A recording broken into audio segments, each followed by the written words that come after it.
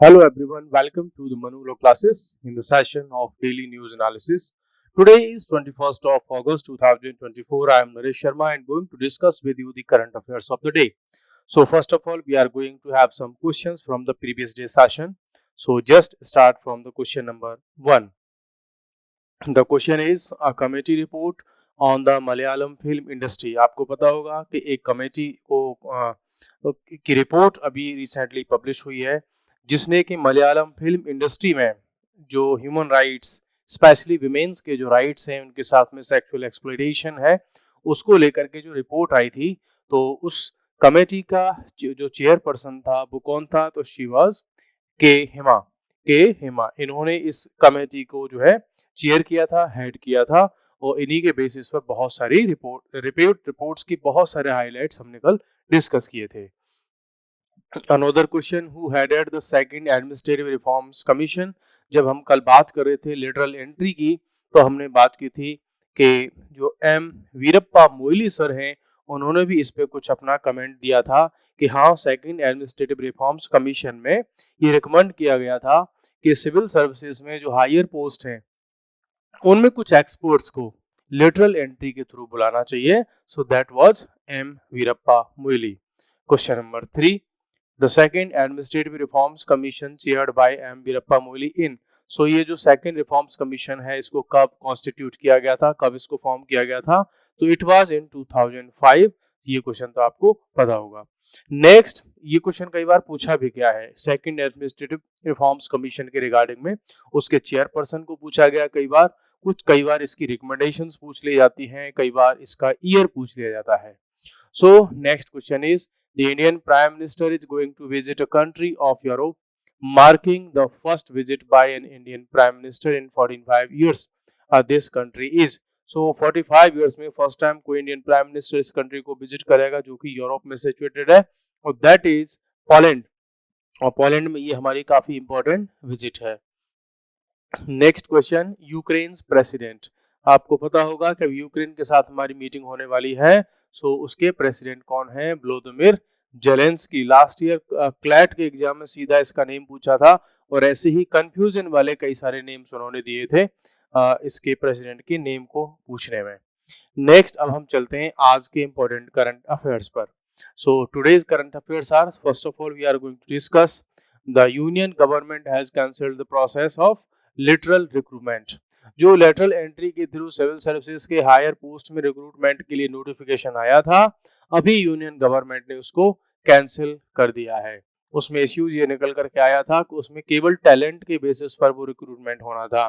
Means इस recruitment में कोई भी रिजर्वेशन नहीं था और इसको लेकर के ऑल ओवर इंडिया बहुत सारे जो प्रोटेस्ट वगैरह हैं वो स्टार्ट हो गए थे. ऑपोजिशन ने इस पर बड़ा इशू क्रिएट कर दिया था.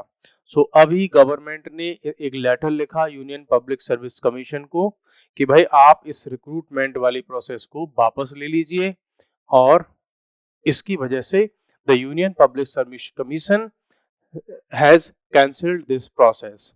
पॉलिटिकल रिस्पॉन्स इसके लिए बहुत सारा रहा. आपने सबने देखा होगा कि इवन जो एनडीए के पार्टनर पार्टीज हैं, नेशनल डेमोक्रेटिक अलायंस की जो पार्टनर पार्टीज हैं, उनने भी इसका ऑपोजिशन किया था इस रिक्रूटमेंट का. अब हम चलते हैं नेक्स्ट इंपॉर्टेंट न्यूज पर, that is national task force to ensure security of doctors. आप सबको पता होगा कि कोलकाता में एक जो है डॉक्टर के साथ में रेप हुआ, मर्डर हुआ और वो भी एक हॉस्पिटल में, वो भी बहुत सारे लोगों ने ये सब जो है हीनियस क्राइम किया. और उसके बाद भी कोलकाता पुलिस ने कोई ऐसा स्ट्रिक्ट एक्शन नहीं लिया कि बहुत सारे लोगों की भीड़ उसमें घुस गई हॉस्पिटल में.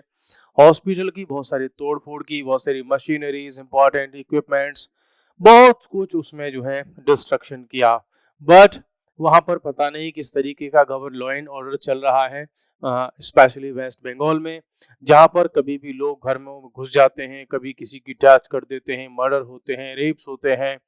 और इवन जब कोई दूसरी पार्टी वहां पे जो है मींस आफ्टर इलेक्शन जो प्रोटेस्ट हैं, वायलेंस है, वो बहुत सारा देखने को हमें मिलता है. उसको लेकर के अब वही चीजें जब और बाहर आई हैं तो इसमें जब सुप्रीम कोर्ट ऑफ इंडिया में इसकी जब प्रोसीडिंग चल रही थी तो बहुत तीखे तीखे क्वेश्चंस पूछे थे वहां पर जुडिशरी ने. और अब जो सुप्रीम कोर्ट ऑफ इंडिया है, तो उन्होंने अभी नेशनल टास्क फोर्स बनाया है सुओ मोटो एक्शन लेते हुए, और ये कहा है कि ये जो टास्क फोर्स है वो स्टडी करेगा, अपनी रिकमेंडेशंस देगा और कुछ रिपोर्ट्स सबमिट करेगा। किसके रिगार्डिंग में? कि जो डॉक्टर हैं उनकी सिक्योरिटी को कैसे इंश्योर किया जा सकता है, टास्क फोर्स की क्या क्या रिस्पॉन्सिबिलिटीज होंगी, सजेस्ट सिक्योरिटी इंप्रूवमेंट्स इंक्लूडिंग, क्या क्या उसमें इंक्लूड होगा। ये जो टास्क फोर्स है स्पेशल टीम है, इसमें डॉक्टर्स भी होंगे, साइकोलॉजिस्ट भी होंगे, बहुत कुछ इसमें होने वाला है। क्या क्या होगा? Enhanced safety on hospital premises, जो हॉस्पिटल्स हैं कई बार उसमें क्या होता है, जब किसी एक पेशेंट की डेथ हो जाती है तो जो उसके मींस गार्जियंस होते हैं किसी पेशेंट के, उन वो कई बार अटैक कर देते हैं डॉक्टर्स पर। फिर और तो इसलिए हॉस्पिटल में सिक्योरिटी बहुत अच्छी होनी चाहिए, infrastructure upgrade like separate rest rooms, doctors वगैरह के लिए सेपरेट रेस्ट रूम हो, एंट्री एग्जिट के लिए रास्ते हों, ये सब भी उनके लिए होना चाहिए। टेक्नोलॉजिकल मेजर्स क्या क्या ले सकते हैं, जैसे कि सीसीटीवी कैमरा हो सकते हैं, restricted access to critical areas, कुछ ऐसे स्पेशल एरियाज होते हैं हॉस्पिटल्स में जैसे कि आईसीयू हो गया, क्रिटिकल केयर इंटेंसिव यूनिट हो गया, ऐसे कुछ एरियाज हैं जहाँ मींस जो है रेडियोलॉजी के इक्विपमेंट्स वगैरह लगे होते हैं, ठीक है, तो उनको बहुत अच्छे से सिक्योर किया जाए। प्रोविजनिंग नाइट ट्रांसपोर्ट, कि डॉक्टर्स अगर आते हैं रात में उनको कैसे ट्रांसपोर्ट किया जाए, उनकी क्या सिक्योरिटी हो। काउंसलिंग सर्विसेज वहां पर हो, क्राइसिस वर्कशॉप्स हो कि अगर कोई क्राइसिस की सिचुएशन आती है तो आप उसको कैसे हैंडल करोगे।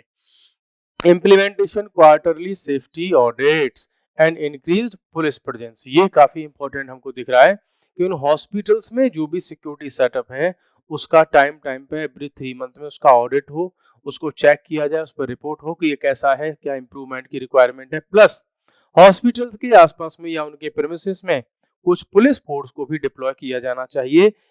ऐसा अगर है तो इसको भी मींस इस स्टडी में जो है इंक्लूड किया जाएगा और ऐसे रिकमेंडेशंस को भी आगे देखा जाएगा।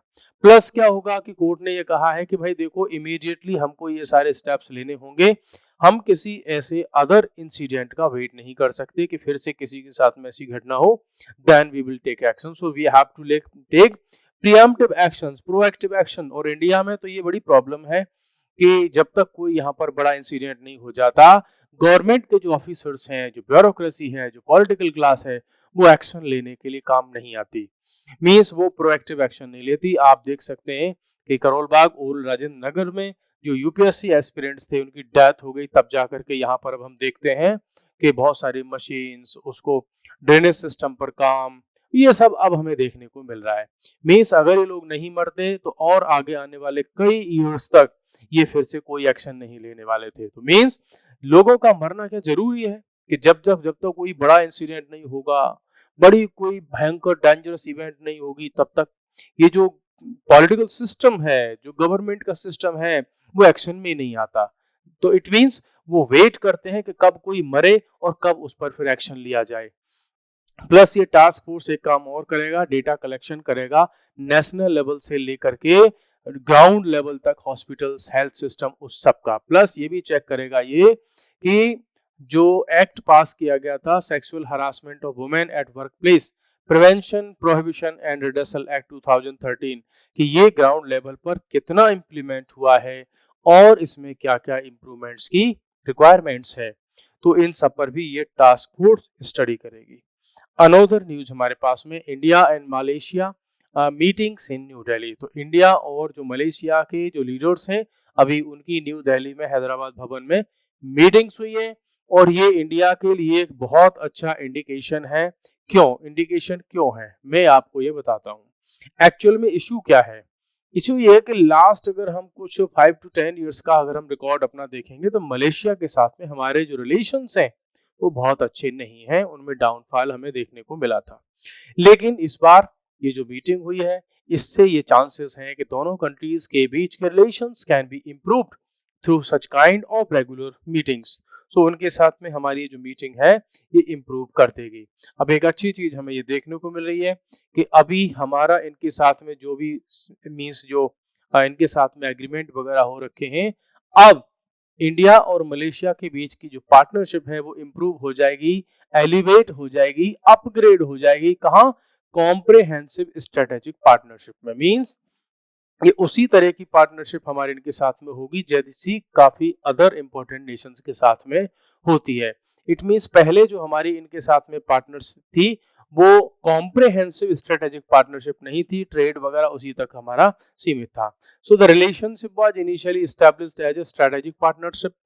2010 में केवल ये स्ट्रेटेजिक पार्टनरशिप आया था, ठीक है। उसके बाद फिर हमने एनहांस्ड स्ट्रेटेजिक पार्टनरशिप में आए 2015 में, और अब हम आ जाएंगे कॉम्प्रिहेंसिव में। मींस सबसे पहले स्ट्रेटेजिक पार्टनरशिप, उसके बाद एनहांस्ड स्ट्रेटेजिक पार्टनरशिप, और उसके बाद सीधा कॉम्प्रिहेंसिव स्ट्रेटेजिक पार्टनरशिप में हम आ जाएंगे। मींस केवल हमारा जो इनके साथ में रिलेशन होगा वो ओनली ट्रेड में नहीं होगा, स्ट्रेटेजी में भी होगा। मींस सिक्योरिटी, डिफेंस वगैरह उन सब पर भी हम अपने इनके साथ में एग्रीमेंट्स साइन करेंगे।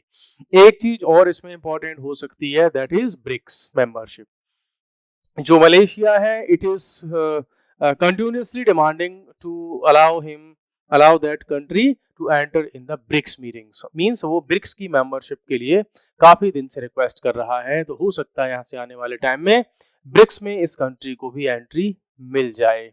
जैसे इंडिया इसके लिए मलेशिया के लिए काफी इंपॉर्टेंट नेशन है, वैसे ही उसी टाइप सेम जो मलेशिया है वो भी हमारे लिए स्ट्रेटेजिकली इंपॉर्टेंट है। क्यों? क्योंकि आसियान में वो हमारा एक इंपॉर्टेंट पार्टनर है, और हो सकता है आने वाले टाइम में आसियान में हमारी एंट्री को लेकर के ये काफी बड़ा रोल प्ले कर सकता है। मलेशिया के पॉइंट ऑफ व्यू से अगर हम देखें तो उसने इंडिया की जो डिप्लोमेटिक अप्रोच है उसको मींस क्या किया है, अप्रिसिएट किया है कि भाई हम इंडिया से सीख सकते हैं कि बहुत सारे ग्लोबल लेवल के जो कॉन्फ्लिक्ट हैं उसमें इंडिया ने हमेशा स्टेबिलिटी का रोल प्ले किया है, और इंडियन ओशियन में भी। तो कुल मिलाकर के मैं ये कहूँ, मलेशिया के जो प्रेसिडेंट हैं, प्राइम मिनिस्टर हैं, वो ये कह रहे हैं कि भाई इंडिया से हमें सीखना चाहिए, पूरे वर्ल्ड को सीखना चाहिए कि वो ग्लोबल लेवल के जो सिचुएशन होती है, प्रॉब्लम्स, उनमें स्टेबिलिटी की बात करता है इंडिया। इंडिया की जो डिप्लोमेसी है उसमें बहुत अच्छे से काम वो लोग करते हैं। मींस इंडिया हमेशा चाहता है कि problems should be solve by bilateral discussions through diplomatic efforts। means solution should be through the discussions, not through the war, not through the bullets। so ये काफी अच्छी बात यहाँ हमें देखने को मिली। और वैसे भी देखो, इंडिया जो लैंड है वो अपने आप में पीसफुल पीपल की लैंड है। यहाँ से इंडिया से पूरे वर्ल्ड को ऐसे ऐसे मैसेज दिए हैं हमारे इंपॉर्टेंट लीडर्स ने। देखो आप देख सकते हैं महात्मा बुद्ध, उन्होंने क्या संदेश दिया, उन्होंने मैसेज दिया पीस का, नॉन वायलेंस का। आप देख सकते हैं हमारे जैन धर्म में बहुत सारे जो है तीर्थंकर हुए, उन्होंने भी किसका संदेश दिया, शांति का संदेश दिया, पीस का, नॉन वायलेंस का दिया। जैन धर्म में तो आप पाएंगे कि चींटी को भी मारना मींस एक बड़े अपराध की तरह देखा जाता है। अगर आप सोचो कि पूरे वर्ल्ड में जैन धर्म के इन इश्यूज को अगर कोई एक्सेप्ट कर ले तो क्या कोई ह्यूमन बीइंग दूसरे ह्यूमन बीइंग के अगेंस्ट में वॉर करेगा, उनको मारने की सोचेगा? तो पूरा वर्ल्ड अगर इस पीस के रास्ते पर चल पड़े तो दुनिया में कहीं कोई वॉर नहीं होंगे, कोई कन्फ्लिक्ट नहीं होंगे, कोई वॉयलेंस नहीं होगा। यहीं से संदेश दिया था गुरु नानक देव ने, यहीं से संदेश दिया था और भी बहुत सारे लीडर्स ने, चाहे वो आपके स्वामी विवेकानंद हो, दयानंद सरस्वती हो, राजा राम मोहन रॉय हो, रामकृष्ण हो जो है, और आपके बहुत सारे लीडर्स इंडिया में हुए हैं, चाहे वो महात्मा गांधी हो, ऐसे बहुत सारे लीडर्स। सो इसको तो प्रेज करना ही पड़ेगा पूरे वर्ल्ड को कि इंडिया की लैंड ने हमेशा पूरे वर्ल्ड को पीस दिया है। इंडिया की एंशिएंट हिस्ट्री से अब तक आप हम कोई ऐसा रिकॉर्ड नहीं पाएंगे कि इंडिया के लोगों ने, यहाँ के लीडर्स ने, यहाँ के किंग्स ने, यहाँ के मोनार्क ने अपनी तरफ से कोई पहले अटैक किया हो किसी पर। हाँ, इंडिया पर सारे अटैक्स हमेशा हुए हैं। क्यों? क्योंकि हमने हमेशा पीस और कोऑपरेटिव थिंकिंग, पीसफुल लिविंग, उसको हमेशा हमने प्रमोट किया। जैसे कहते हैं ना कि वसुधैव कुटुंबकम, तो उसको लेकर के इंडिया हमेशा आगे चला है और उसी चीज को प्रेज किया है किसने? मलेशिया ने। So it's for today, we will meet again with another topics. So thank you, bye bye, take care.